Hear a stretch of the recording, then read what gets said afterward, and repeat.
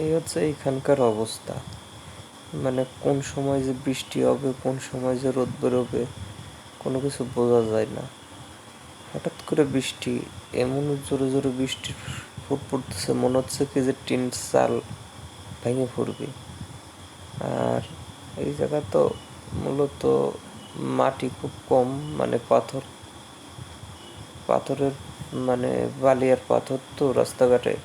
তো যেখানে যতটুকু বৃষ্টির পানি পড়ুক, খুব তাড়াতাড়ি পানিটা শুকায়া যায় না, বেশ কিছু টাইমের জন্য ওই জায়গায় থাকে। ওই শেষ হইতে অনেক টাইম লাগে। তা হুট করে দুপুরের পর এরকম বৃষ্টি শুরু হয়েছে। আমরা তো সবাই কাজ টাজ বন্ধ করে এই যে ঘরে এক একজন এক এক জায়গা বসে আছে। যদি অবশ্যই বসও এখানেই আছে, সে বা কি বলবে, বাইরে কাজ, বৃষ্টির ভেতরে তো ভিজে কাজ করা সম্ভব না।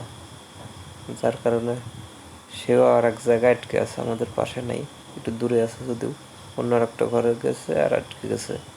আমরা এই জায়গায় দুইজন আছে, আর একজন আছে আর এক জায়গা।